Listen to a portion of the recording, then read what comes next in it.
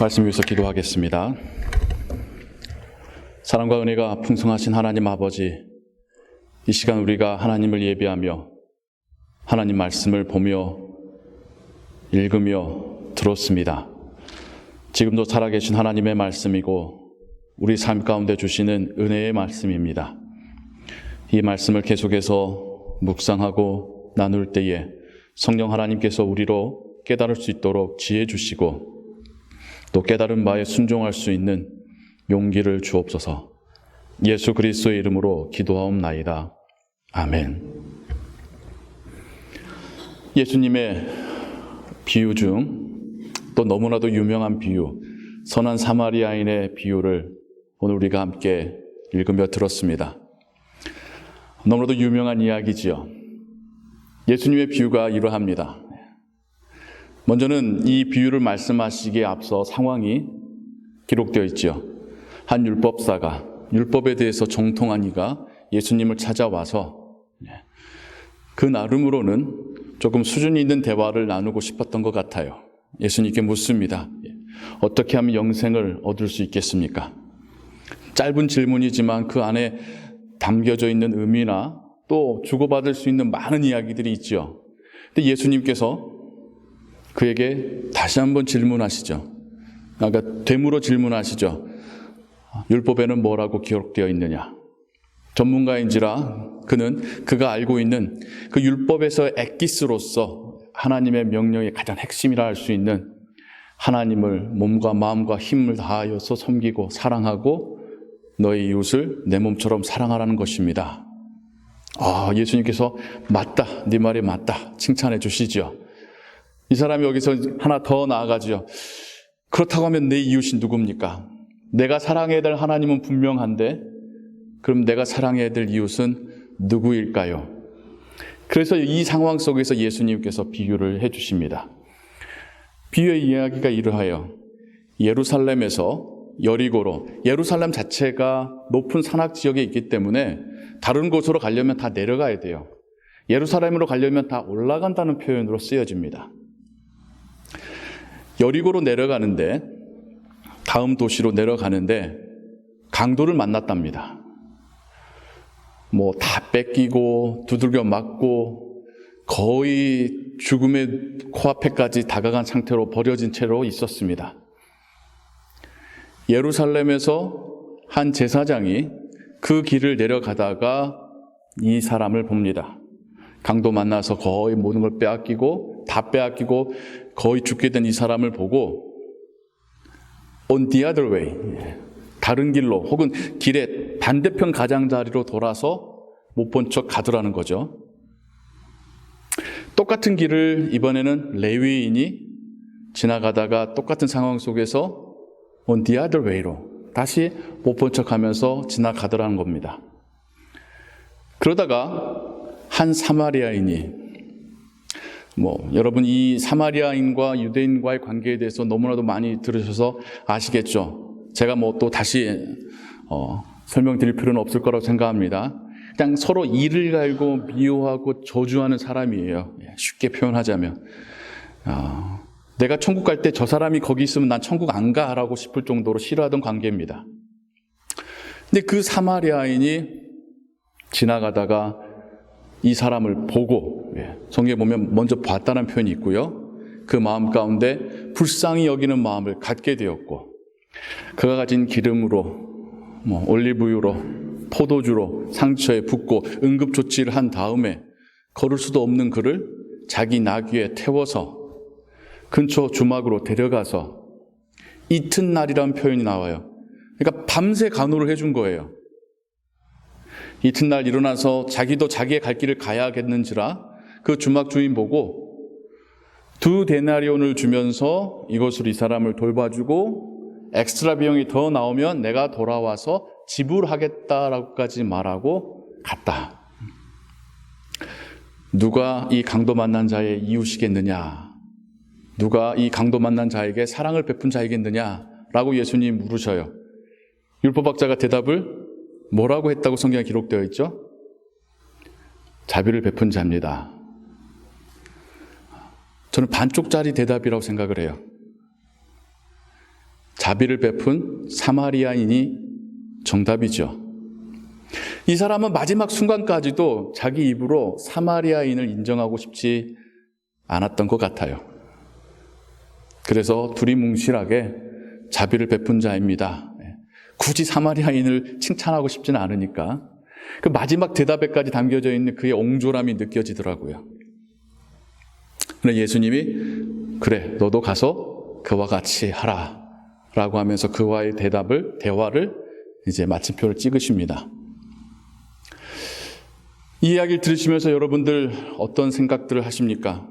많은 설교를 들으셨겠지만 설교는 설교고 여러분들이 성경을 읽고 이해하고 묵상하면서 여러분 안에 떠오르는 질문들이 여러분 나름으로 갖게 되는 해석들이 있으실 것입니다. 또 그런 걸 가지셔야 돼요. 그런 사고 없이 그냥 말해주는 대로 들으신다면 그건 참 위험한 신앙생활입니다. 여러분들이 성경을 읽고 여러분들이 고민도 해보고 질문도 가져보고 이해 안 되는 건 찾아도 보고 물어보고 하면서 여러분의 해석을 만들어 가셔야 됩니다. 성령 하나님께서 여러분들을 도우실 것을 믿으시고요. 우리가 이 본문, 이 이야기를 들을 때에 그 제사장, 레위인 왜 그랬을까? 오늘날 현대로 말하자면 목회자와 직분자 정도 될 것 같은데 또 그러게 보면 교회를 조롱하는 시초가 예수님이었던 것 같기도 하고요. 그러나 여기서 말하고 싶으신 것은 종교인이냐라는 것을 떠나서 그의 삶이 형식적이냐 그렇지 않느냐의 이야기겠죠. 형식을 갖추면, 형식을 따라가면 그게 바른 것이고 충분하다고 생각했던 사람들은 응급 상황에 있는 사람을 돕기를 주저합니다. 여러 가지 이유가 있었겠죠. 내가 이 사람을 도우려 하면 이제 예루살렘에서의 업무를 마치고 집으로 돌아가는데 그 돌아가는 여정이 힘들어질 거고 거의 죽게 된 사람, 혹 돌보다 이 사람이 죽으면 죽은 시체를 만진 거기 때문에 돌아가서도 격리를 당해야 될 거고 우리가 오늘날 하는 자가격리 같은 거를 해야 되니까요. 여러 가지 복잡한 생각도 있었겠죠. 혹은 또 강도들이 이 사람을 미끼로 어디선가 숨어 있지는 않을까. 그때 그 많은 생각들은 다 자기중심적인 생각이죠. 이게 나에게 어떤 피해를, 어떤 손해를 입힐 것인가. 근데 이 사마리아인은 또 예수님이 굳이 사마리아라고 그의 인종을, 그의 신분을 밝히면서 표현된 이 사람은 왜 그랬을까요? 여러분의 입장에서 한번 생각해 보면 그 사람은 왜 그렇게까지 했을까요? 손해가 이만저만이 아니지 않습니까? 지체된 거나 비용이나 거추장스러운 거나 또 여기서 끝나는 게 아니라 그 다음에 마지막까지 책임을 지려고 하는 그의 얘기를 들어볼 때에 왜 그는 이렇게까지 했을까? 그가 처음부터 이 사람에게 접근할 때부터 그러한 계획과 마음과 결단을 가지고 시작했었을 것인가? 저는 아니라고 생각합니다. 성경에도 그 사람이 이 강도 만난 자에게 어프로치, 접근할 때에 첫 번째 단어가 그를 보았고 그리고 보니까 그 마음에 불쌍한 마음이 생겼고 상처를 보니까 가지고 있었던 포도주와 기름 부어 주었고 그리고 보니까 걷지 못한 걸 보니까 나귀도 실어 주었고 주막으로 데려갔고 밤새 또 그를 돌보아 주게 되었고 그를 위해서 더 많은 비용 지불하게 되었고 더 추가적인 비용에 대해서도 감당하겠노라고 약속하기까지 되었습니다. 이 일련의 이 놀라운 상황들을 그가 처음부터 계획하고 내가 거기까지는 해주리라라고 생각하고 이 강도 만난 자에게 다가갔을까요? 아닙니다. 가서 보고 나니까 그의 마음에 불쌍히 여겨지는 마음이 생겼고 불쌍한 마음이 생기고 그리고 가서 보니까 내가 도와주지 않으면 이 사람은 이젠 몇 분 내에 죽겠다라고 하는 생각을 들게 되었고 그러자 그의 행동이 나타나게 되었습니다. 처음에는 조그만 거였어요. 자기가 감당할 수 있는 거였다가 점점 더 커지더니 이제는 미래적인 부분에까지도 부담하겠노라고 하는 이야기를 하고 있습니다. 예수님께서 사랑을 말하시고 영생을 말하시는데 예수님의 비유 가운데서는 응급한 상황에 처한 자에게 찾아가서 돕는 일을 이그젠플로 말씀하고 계시네요. 이건 도대체 또 무슨 관계일까요? 저는 오늘 여러분들과 함께 이 선한 사마리아인의 비유를 통하여서 접촉한다는 것의 중요성을 생각해 보고 싶습니다. 선교라는 것, 그 선교의 시작은 접촉에서부터 시작됩니다. 만나보고 이야기해보고 거기서부터 선교가 시작됩니다. 여러분들의 이야기가 아니라 일반적인 그리스도인들은 선교를 부담스러워해요. 왜 그러냐면 선교를 통해서 듣는 간증들이 다 보통 간증들이 아니잖아요. 오지로 물도 안 나오는 곳으로 찾아가서 식인종에게 먹혔다느니, 풍토병에 걸려서 죽었다느니. 그래서 선교를 통해서 듣는 이야기들은 다 그런 이야기들이고, 그래서 마음에 엄청난 부담감을 가지고 선교를 생각을 합니다. 또 이런 경우도 있었어요. 중고등부 사춘기에 있는 10대 아이들을 데리고 선교여행을 가려고 하니까 어떤 부모가 오늘날까지 이렇게 이쁘게 잘 키우고 공부 잘하고 전도 유망한 내 애가 나중에 좋은 직장 가져야 되는데 혹 거기 가서 은혜 받고 선교사 된다고 하면 어떡해요? 저 싫어요라고 하는 이야기도 들었습니다. 어이가 없어서요. 예. 여러분들 들어가는 게 아닙니다. 여러분 중에는 없을 줄로 믿습니다. 그런 놀라운 은혜는요, 정말 10,000명 중에 한두 명에게 주어질까 말까 합니다. 그런 걱정하지 마세요. 그 놀라운 은혜가 주어졌다고 하면 그 아이는 자기가 평생 행복하게 살 수 있는 그 길을 하나님의 거룩한 부르심을 받은 것이기 때문에 너무나도 복된 이야기입니다. 두려워하지 마세요. 그리고 대부분의 사람들은 그 경험을 통해서 사고의 전환이 일어납니다. 평소에 내가 생각했었던 저 인종에 대하여서 내가 선입견을 갖고 있었구나. 그들의 환경에 대해서 내가 너무 몰랐었구나. 그들도 나처럼 똑같은 인간이라는 것을 내가 몰랐었구나라고 하는 것을 깨닫는 사고의 전환이 일어납니다. 그래서 교회에서 선교 여행을 가는 거예요. 단기 선교라고 하는 거창한 표현을 쓰지만 제 입장에서는 여행 가는 거예요. 그런데 그것마저도 의미가 있습니다. 그것마저도 우리의 시야가 바뀌게 되니까요. 저도 목회자이고 저도 나름 그리스도인이라고 생각하고 또 저도 다른 사람에 대한 선입견이나 편견이 없는 편이라고 생각을 했었습니다. 그래도 나는 그렇게 인종차별주의적인 시선을 갖고 있지 않았겠지. 스스로 그렇게 생각을 했었어요. 근데 선교지를 가서 별로 한 건 없습니다. 또 더위에 약하다 보니까 막 해롱해롱 하다가 왔겠는데 그들이 머저리티인 사회 안에서 저는 마이너리티 정도도 아니고 그들의 도움 없으면 물 하나 살 수 없는 상황이 되어보고 나니까 그 사람들에 대한 생각이 바뀌더라고요. 그 사람들이 저를 보며 웃어주고 저를 도와주고 저는 전적으로 그들의 도움이 필요한 상황 가운데 놓여져 보니까요. 그 사람들이 달라져 보이는 거예요. 그리고 그들의 평범한 삶을 보니까 그들도 똑같은 인간이었구나. 그들의 삶을 보면 1970, 80년대 한국의 모습이구나. 그들 안에 있는 끈끈한 정, 인간관계, 순수한 마음 보고 나니까요. 그동안 저도 모르고 제 안에 있었던 편견과 차별주의적인 시선이 있었음을 깨닫게 되었습니다.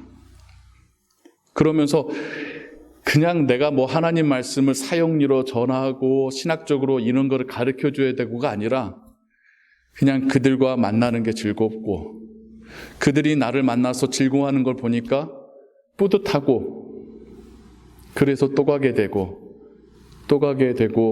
했습니다. 함께 그렇게 선교를 다녀와셨던 분들도 같은 경험들을 하시고요. 근데 기회가 되지 않아서 다시 가지 못하는 아쉬움을 이야기하시곤 하더라고요. 선교라는 거에 대해서 여러분 대단하게 생각하지 마십시오. 먼저 만나는 것부터 시작하는 겁니다. 만났을 때에 가장 크게 베네핏을 누리는 사람들이 바로 우리들입니다. 우리 안에 있었던 그 잘못된 시선들이 거두어져 가는 것을 느끼고요. 하나님께서 여기 함께 계신다는 것을 경험하고요. 내가 하나님의 자녀였다는 것이 다시 한번 발견되는 너무나도 기쁜 평안한 경험을 하게 되는 것, 그게 선교입니다. 그래서 돌아와서 우리의 일상 속에서 예전에 나와 다르다고 생각했었고 거리감 두었었던 그 사람들에 대하여서 다른 시각이 생겨나게 되는 것, 그래서 내가 나의 일상에서 선교적인 삶을 살아가게 되는 것, 그게 선교 아니겠습니까? 그러다가 자신의 삶을 드리고 정말 오주로까지 선교 가시고, 그거는 정말 특별한 하나님의 은혜가 있어야지 가능한 거예요. 그리고 그것도요, 만나보니까 불쌍한 마음이 생기고 돕다 보니까 더 돕게 되듯이 한 걸음 한 걸음 되어져 가는 것이지, 선교지 한번 갔다 왔다고 해서 그 다음부터 성사가 되겠다라고 인생이 확 바뀌는 거 아닙니다. 우리의 삶에서 우리가 제자의 삶을 걸어간다고 할 때에 조금씩 하나님 우리를 바꿔 가시는데, 그 시작점으로 처음에는 먼저 만나게 하시는 역사들이 있습니다. 만나봐야지 이거 별거 아니구나, 저 사람들 만나서도 즐겁구나, 가봤더니 위험하지 않구나, 가봤더니 거기서도 하나님이 계시구나, 그런 경험들이 우리로 다시 가게 하고 다시 만나게 하고, 그러면서 우리의 인생에 바라봤던 시각들을 바꾸는 겁니다. 그래서 선교는 하나님이 우리를 보내시는 거기도 하지만, 그렇게 하나님이 우리를 훈련시키고 바꾸어 가시는 과정입니다. 이 사마리아인이 그런 과정을 겪었었던 것이고요.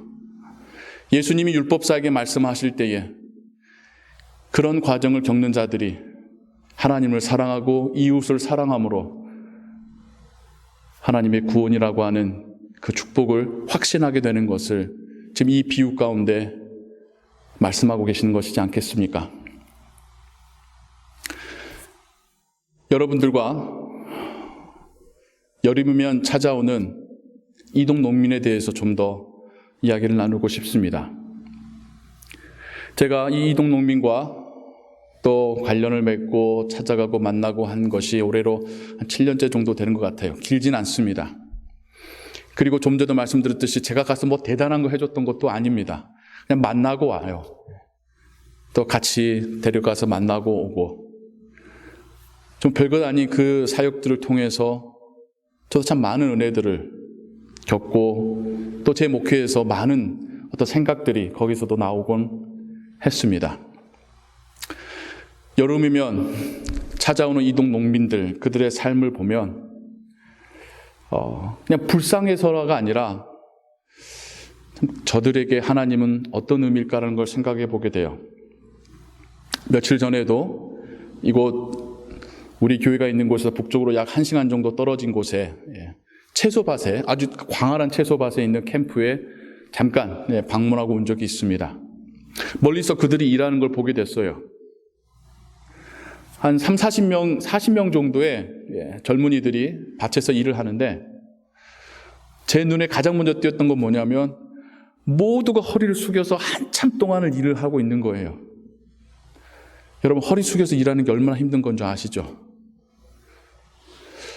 그게 계속해서 제 눈에 들어오는 겁니다. 우리한테 그런 일을 하라면 우리 아무도 그런 일을 안 할 거예요.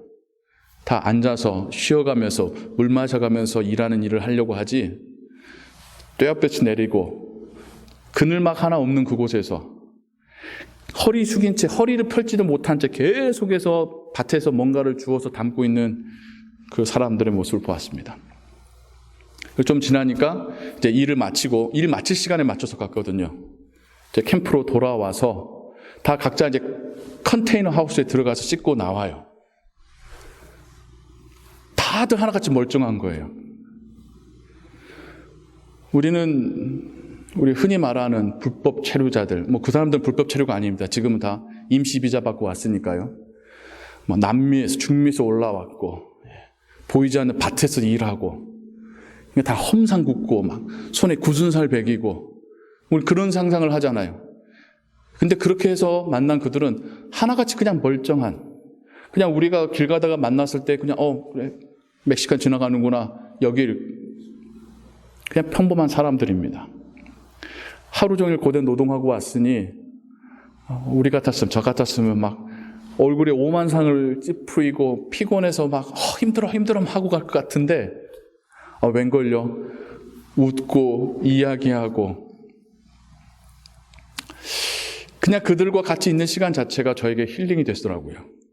인생에 대해서 생각해 보게 되고, 노동에 대해서 생각해 보게 되고, 하나님께서 저에게 주신 그 많은 복들에 대해서도 생각해 보게 되고, 내가 이들에게 해줄 수 있는 게 도대체 뭘까도 한번 생각해 보게 되고요. 여름에 미시간과 오하이오로 찾아오는 농민들이 5만에서 6만 정도가 된다고 합니다.